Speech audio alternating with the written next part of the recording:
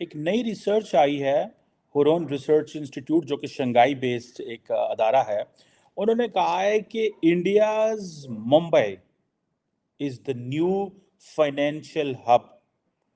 और उसकी भी बड़ी बात यह है कि अब बीजिंग का जो कंट्रोल था कि जी बीजिंग के पास सबसे ज्यादा बिलियनियर हैं। मुल्क 367 अवार्ड दिए। भारत 140 करोड़ का मुल्क 150-200 को देता है। 367 अवार्ड दिए, जिसमें से एक भी एजुकेशनिस्ट, इंटेलेक्चुअल, साइंटिस्ट को नहीं दिया। अब वो नहीं रहे। अब financial hub of India Mumbai has more billionaires than the Beijing. क्या बाइक बना सकता है? बना सकता है जी। हमसे ज्यादा तरक्की याफ्ता वो। ज़्यादा तरक्की है क्योंकि बिजली बहुत ज़्यादा आई थे, देख लो, गैस बिजली बहुत ज़्यादा आई। नमस्कार दोस्तों, जिस तेजी से भारत तरक्की कर रहा है उस पर नई नई रिपोर्ट सामने आ रही है, जिसे देख करके पाकिस्तानी काफ़ी ज़्यादा परेशान नज़र आ रहे हैं, क्योंकि एक तरफ तो भारत की अर्थव्यवस्था दुनिया की अर्थव्यवस्था से काफ़ी तेज़ी से तरक्की कर रही है, तो साथ ही भारत में अब बिलीनियर्स की भी तादाद काफ़ी ज़्यादा बढ़ती चली जा रही है। भारत की मुंबई ने अब चीन के बीजिंग को भी छोड़ दिया, जिसे देख करके पाकिस्तानियों का कहना है कि पाकिस्तान में एक भी अरबपति नहीं और ना ही कोई पाकिस्तान में रुकने को तैयार है। और शंघाई, अब मुंबई के अंदर तकरीबन 92 बिलियनियर्स हैं और न्यूयॉर्क के अंदर 119 बिलियनियर्स हैं, जबकि लंदन के अंदर 97 बिलियनियर्स हैं। So the reason behind why India gets tough time to London और to England is because India knows its worth. क्या अब अगर हम पांचवी बड़ी इकॉनमी हैं, हमारे एक शहर के अंदर बिलियनियर ज़्यादा हैं या थोड़े से 4-5 का फ़र्क है विद द ग्रेट ब्रिटेन, तो that's what they are thinking. Mukesh Ambani जो कि रिलायंस इंडस्ट्रीज के हेड हैं और जो गौतम अदानी जो कि अदानी ग्रुप को चलाते हैं, उन्होंने and then above all India की जो 2023 के अंदर जो एवरेज जो ग्रोथ रेट थी दैट वाज 7.5%। सो आप ये देखें कि इंडिया एज ए होल जो इसके अंदर जो बिलियनियर्स की तादाद है वो कहा जाता है कि 94 लोग इसमें ऐड हुए हैं और अब तकरीबन जो है 271 बिलियनियर्स हो चुके हुए हैं। सो मुंबई के अंदर 92 हैं। मैं तो पाकिस्तान में बिलियनियर्स की शक्ल देखना चाहता हूँ कि वो हमारे बिलियनियर कहाँ पे हैं, वो किधर रहते हैं, उनके अड्डे कहाँ पे हैं। वो हमारे लोगों की तो समझ ही नहीं आती। ज़रा से पैसे बनते हैं तो जाके तो उथे दुबई प्रॉपर्टियाँ ले लेने and they get rich there. They don't like to invest in Pakistan. हमें तो इस चीज़ की कोई समझ नहीं है भाई। एशिया के अंदर 950 बिलियनियर्स हैं। एशिया, आपको पता है why Americans believe that their future is in Asia? One is China and second is business. यहाँ पे एक वक्त and particularly India and China are leading. So जब जितना भी आप स्टैटिस्टिक्स पढ़ते हैं, जब आप डाटा देखेंगे तो सारे के सारे लोग तो यहाँ पे भाई। और ये सिर्फ एक वजह से हो रहा है that why they are adding more billionaires in India. The reason behind is कि जो उनकी इकोनॉमी है उसका रिकॉर्ड तोड़ रही है वो। और आप देखें कि चाइना के पास कहा जाता है कि 814 बिलियनियर्स हैं जो कि you call them as ultra rich. ठीक है जी। और अभी सुनने में आया कि 150 लोग कम जो बिलियनियर्स थे 150 कम हुए हैं इन 2022, क्योंकि जो चाइना के अंदर जो रियल स्टेट है उसको एक तो वो आपने सुना होगा कि उसमें मसाइल हैं एंड देन रीन्यूएबल एनर्जी का जो सेक्टर है वो उस तरह ग्रो नहीं कर रहा और स्टॉक मार्केट भी वहाँ पे वीक है, क्योंकि अमेरिकन ने कहा है कभी ताइवान का इशू, कभी चाइना+1 स्ट्रैटेजी, कभी ये कहा कि इंडो पैसिफिक डॉक्ट्रिन्स अपनी जो है जी हम डी रिस्किंग कर रहे हैं। बिकॉज ऑफ ऑल दैट सारे का सारा जो इन्वेस्टर था जो चाइना आता था, now they are going into the Indian market. So ये आप समझ लें। और मेरा ख्याल है यूएस के अंदर भी को 800 बिलियनियर्स हैं। अगर दुनिया की, मैं एक लिस्ट देख रहा था जो हुरन रिसर्च इंस्टीट्यूट ने डाली कि how number of billionaires in Asia किस तरह तादाद है, तो आप ये समझ लें कि मुंबई और बीजिंग का थोड़ा ही फ़र्क है, लेकिन मुंबई हैज़ मोर बिलियनियर्स। उसके बाद बीजिंग है, उसके बाद शंघाई है, उसके बाद शेंजन है, फिर हांगकांग है, फिर दिल्ली है। दिल्ली के पास भी कोई आई थिंक न्यू दिल्ली जिसे आप कहते हैं दिल्ली पंजाब जहाँ हम कहते हैं इधर, दिल्ली के में जो है वो कोई 55 से ज़्यादा तो वहाँ पे है। Bangkok, Taipei, Hangzhou, Guangzhou, and then Singapore around 40. So why everybody is coming in India? आपको इसकी समझ हो जानी चाहिए that वो किस तरह फैल रहे हैं।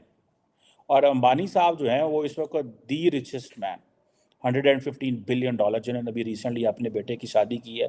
और उसके बाद अदानी साहब हैं, $86 बिलियन, प्राइम मिनिस्टर मोदी के बड़ी समझे जाते हैं, बोथ ऑफ देम।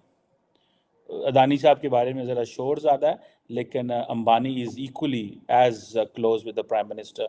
गुजराती होने की वजह से उनको बड़ा एडवांटेज है, और जहाँ पे वो प्राइम मिनिस्टर मोदी के पैसे लगाते हैं, वो इन्वेस्टमेंट करते हैं, एंड देन गवर्नमेंट भी उनको रिवॉर्ड देती है। ठीक है ना जनाब, गवर्नमेंट भी उनको इसीलिए जो है वो रिवॉर्ड देती है। ठीक है जी।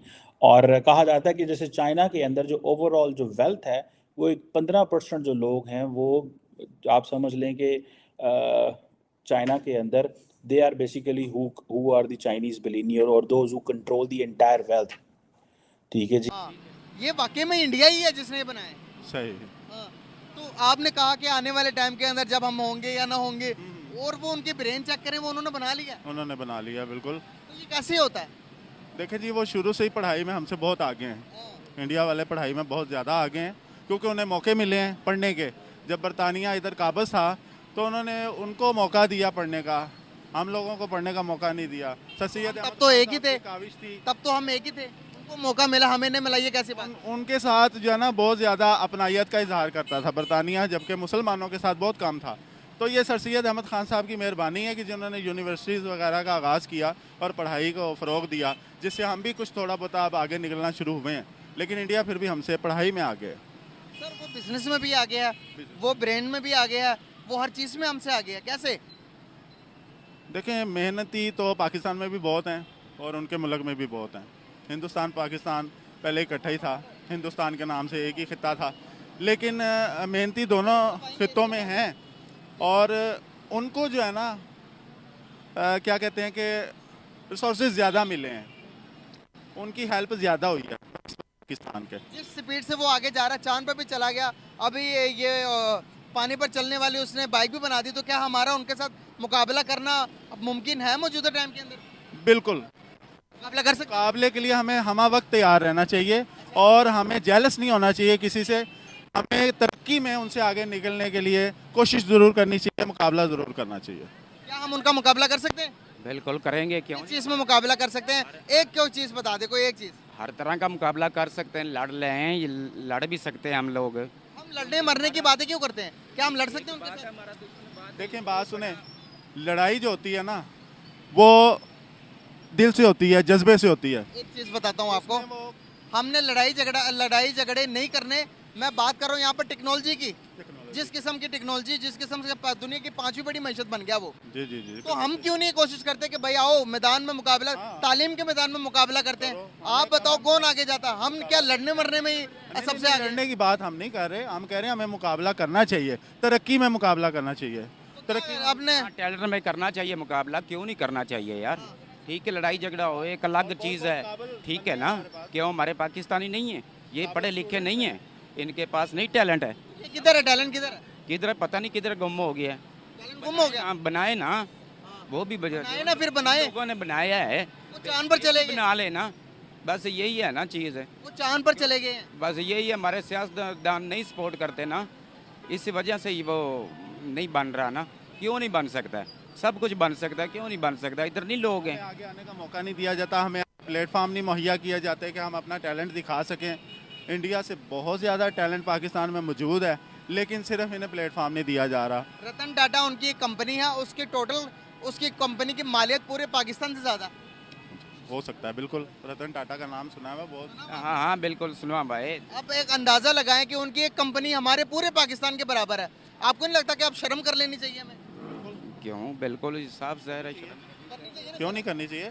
तो दोस्तों पाकिस्तानियों का कहना है कि पाकिस्तान में यदि कोई बिलीनियर्स हो जाता है तो वो पहले पाकिस्तान से भागने का प्लान बनाता है, क्योंकि सभी को पता है कि पाकिस्तान में रहकर उसकी बर्बादी है। यही कारण है कि कोई भी पाकिस्तान में बिलीनियर्स है ही नहीं। पाकिस्तानियों का कहना है कि जिस तेज़ी से भारत तरक्की कर रहा है उससे भारत बहुत जल्दी चाइना को भी पीछे छोड़ सकता है, क्योंकि चाइना में बिलीनियर्स की तादाद घट रही है जबकि भारत में लगातार बढ़ रही है। भारत की अर्थव्यवस्था अभी काफ़ी तेज़ी से तरक्की कर रही है, जिस पर पाकिस्तानियों का कहना है कि भारत अब सभी को पीछे छोड़ देगा।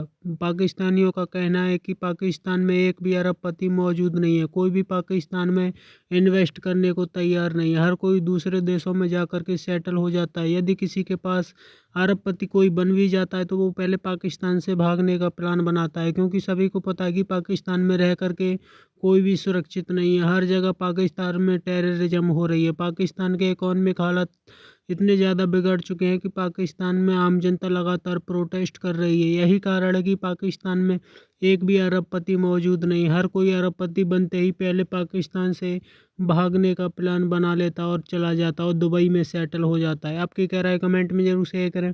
यदि आप चैनल पर नए चैनल को सब्सक्राइब करें, वीडियो पसंद आए तो लाइक करें, कमेंट करें और शेयर करें। जय हिंद, वंदे मातरम।